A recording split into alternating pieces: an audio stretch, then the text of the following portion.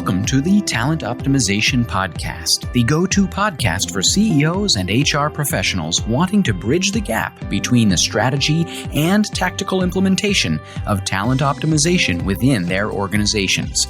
Through interviews, predictive index, and personal experience, your host, Traci Scherck, helps you discover the facets of talent optimization from both a CEO and HR perspective to truly create the dream team for your organization. Are you ready? Let's get started. I make recommendations and you make decisions. This is a quote from Peloton instructor Dennis Morton. And what Dennis is really stating is that every single recommendation somebody gives is truly a recommendation because we always have a choice in the decision that we make. And as you are listening in today, first, welcome to the Talent Optimization Podcast. My name is Traci Scherck, and I'm the Chief Talent Officer here at Elevated Talent Consulting. And I just want you to think about this. How do you make decisions? Do you make decisions based on this gut feel, or do you make decisions specifically based on very objective reasons for it? And sometimes those objective reasons are because somebody told you to do it, right? And so often we have to give ourselves permission to make a choice, right? And that choice is always, what is that thing that we're making? And I want to offer you something before we dive into how decision-making really impacts the culture inside of our organization as we attract and retain folks to our organizations.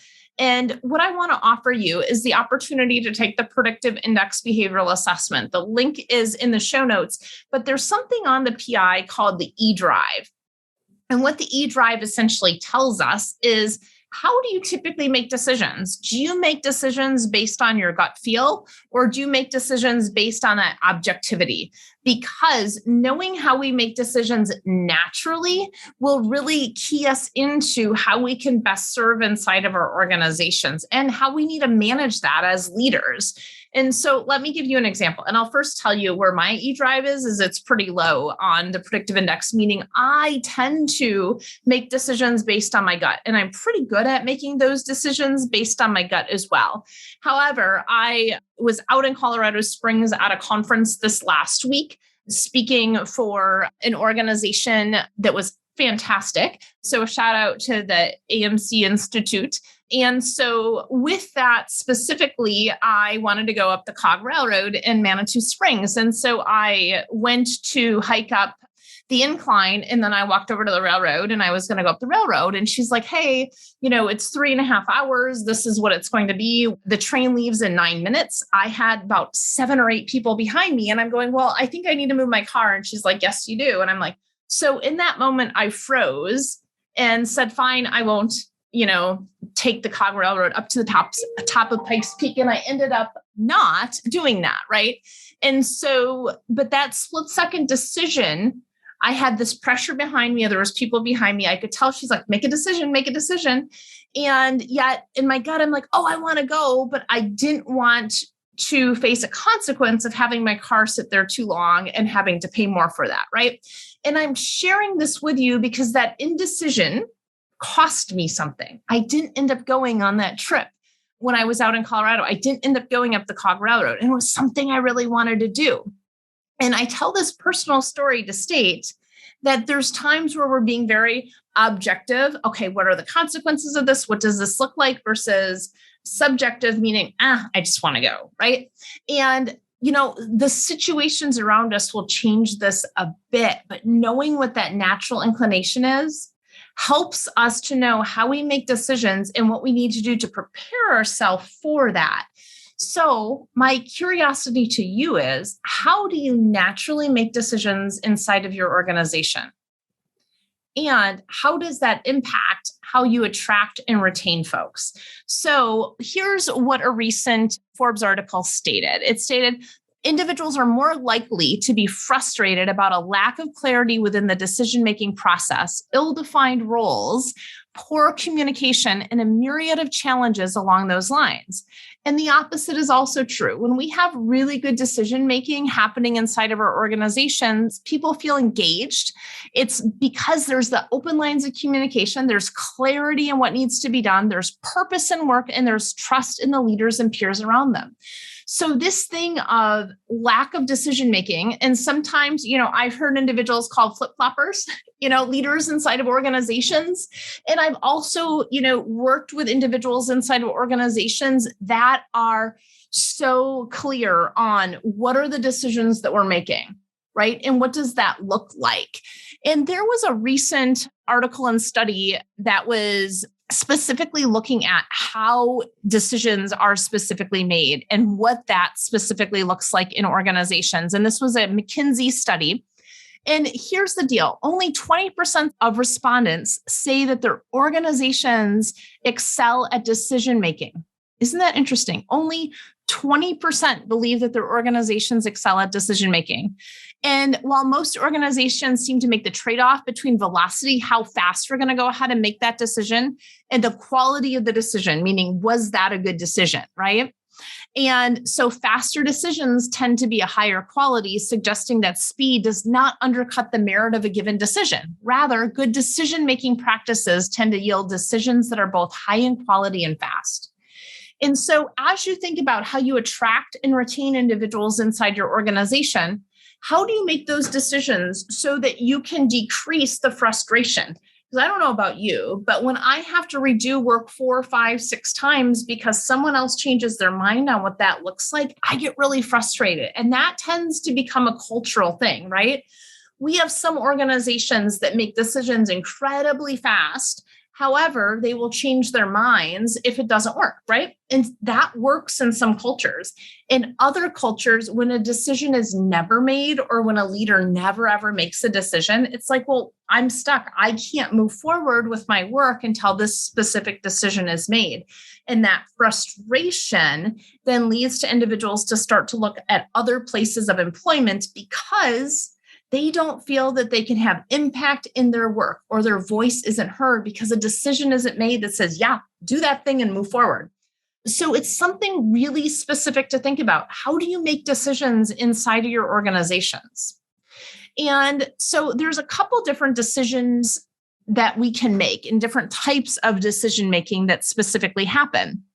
And so we want to ensure that we make those decisions at the right level. So for example, does that executive always need to make that decision? So let me give you an example. And I think I've shared this before on the podcast, but there is a cultural fit that we each have inside of our organization. So for example, I worked for an organization that was a phenomenal organization. I was in the perfect role. However, the cultural fit inside this organization was a horrible fit. And the reason being was I'm an individual that moves really, really, really, really fast. And inside of this organization, in order for me to send a proposal out to a client, it had to be approved by 5 different levels, including the managing director of the whole organization.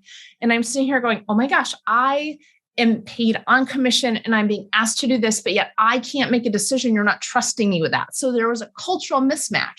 Great organization, probably amazing for certain types of individuals based on their behavioral styles and how they work. Not great for me, right? So one of the questions is, as we look at how decisions are made inside of the organization, how do we ensure that decisions can be made at that lowest possible level so individuals have the information that they need to make those decisions, but they also are given the trust and the autonomy to do that? So that's something that's really important. The next thing is that we really want to focus on what is that value, right? What is that value? And here's the deal. Only 41% of respondents say that their organization's decisions align with a corporate strategy and that they allocate human and financial resources towards high value projects. What this really means is, what is your business strategy? When you know what your business strategy is and what your business outcomes are, you can make decisions that allow you to take that business strategy and implement it into creating those amazing business outcomes. What do we call that? We call that a people strategy. But you have to have that strategy in place to make those really, really great decisions and to ensure that those decisions actually matter. So when we're making decisions, one, are we making them at the lowest level possible inside the organization? Two, do those decisions align with what our organization is here to do, right? This alignment, this value alignment, the strategy alignment is so important. Otherwise, we end up with scope creep going out in 20 different directions that doesn't make sense to get us our business results. What does that mean? We're frustrated. We don't feel like we're making progress. We're not specifically aligned, right? And then that third kind of item that we want to look at when we're making great decisions inside of our organization is commitment to the relative stakeholders, right? We want to ensure that we're executing decisions once they're made. So if we say, yes, we're going to do this thing, we actually follow through with it all the way to the end, right? And we don't make a decision, try it for 2 weeks, then make another decision, and then another decision. I see this so often with clients when they're like, yeah, we decided to implement this specific curriculum, and then we changed it a year later before we could even see what happened with it, right? Or we decided to implement this specific ERP system, and then we changed it a year later, and no one really had their sea legs yet on what that specifically was. So we need to ensure that we have the individuals aligned and that we can actually implement those decisions. Because if we're just making decisions, changing our mind, making decisions, changing our mind, we're never getting to those specific business outcomes. And so what does that specifically look like? Let me give you 2 stories. So as we're talking about hiring and retaining staff inside of our organizations, one of those stories is I'm working with a specific client and the decisions about, our salary structure, the decisions about our bonus plans, the decisions about amount of vacation that's taken, et cetera, ends up changing considerably depending upon who we're talking to. What ends up happening is that there's some internal equity issues potentially inside of our organizations.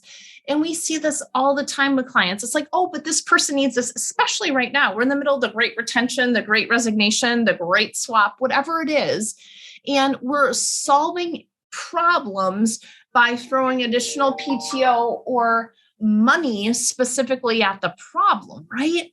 Now, here's the deal with that. If that is what we're doing, are we really solving the issue, which is, hey, this individual feels that they're aligned, that they're valued inside the organization, and that we're consistent with what we're doing? The answer is probably not. And if from a human resources perspective, we're making some potential issues relating to internal equity, relating to, how are these things implemented and what do they look like? And I bring all this up because those decisions that we make, yes, we want them to be fast and we want them to be good quality decisions.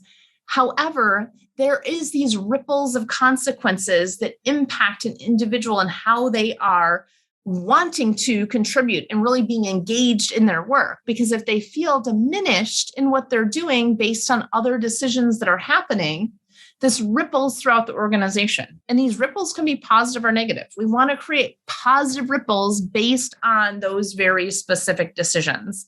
So I just really want you to think about what that looks like. And here's the other thing with decisions. How much time do you think we actually spend making decisions?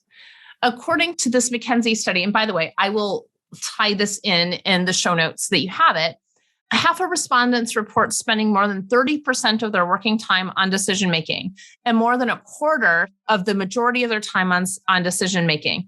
On average, respondents spend 37% of their time making decisions, and more than half of this time was thought to be spent ineffectively.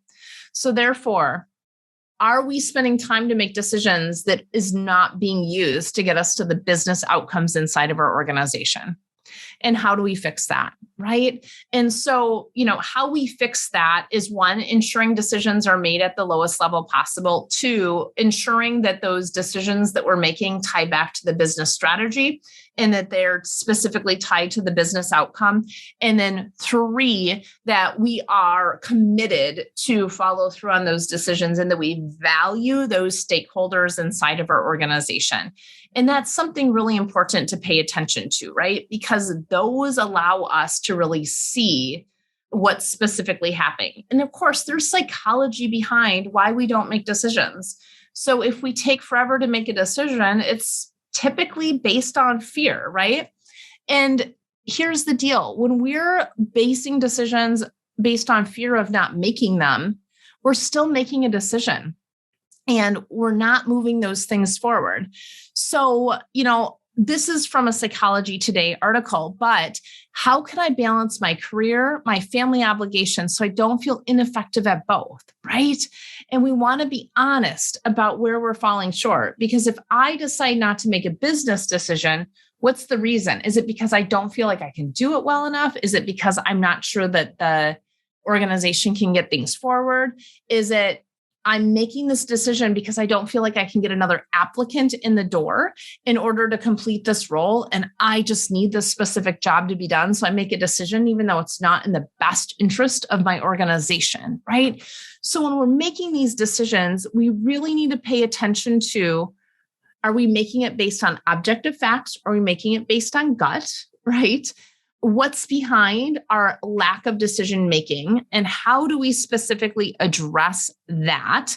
And then going from there, it is how do we increase our engagement by ensuring that we're making the decision at the lowest level, we're paying attention to the individuals inside the organization that this specifically impacts, and that it is tied to what's important to the organization.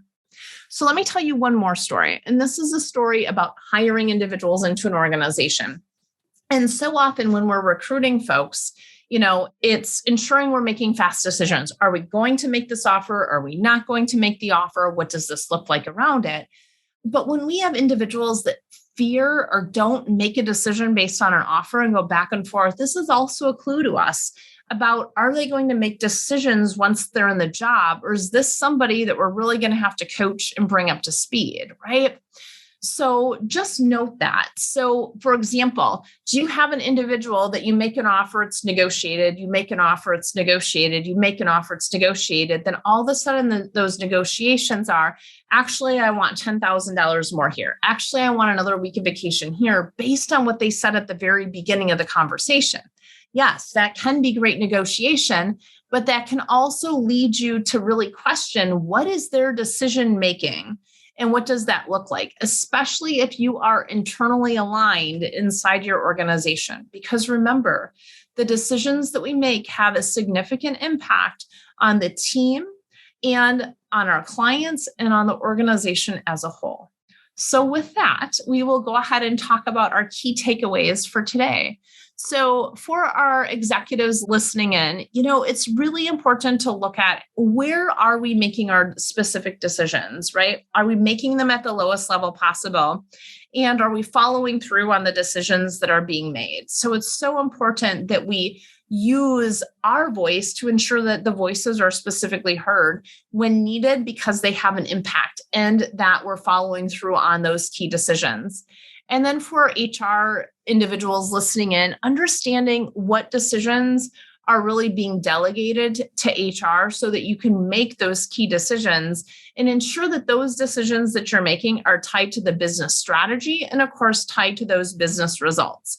And knowing, hey, if we have individuals on our team that are very, very objective decision makers, and we have some that are very gut level decision makers, that's great to know so that we can slow down decisions when we need to, but we can also speed up decisions when we need to, based on what those key factors are.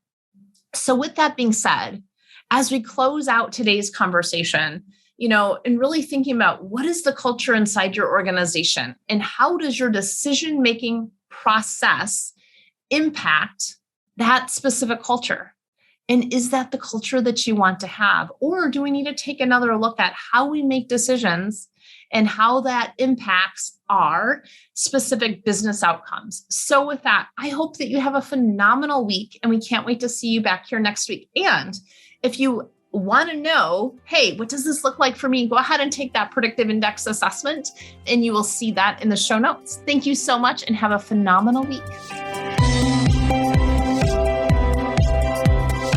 Thank you for joining us on this episode of the Talent Optimization Podcast. You'll find more tools and resources for CEOs and HR professionals looking to bridge the strategies versus implementation gap of talent optimization at elevatedtalentconsulting.com.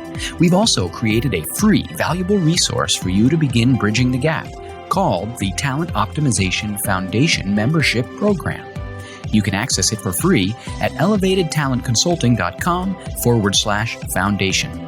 Be sure to tune in next week for another episode to learn more about talent optimization and creating a dream team for your organization.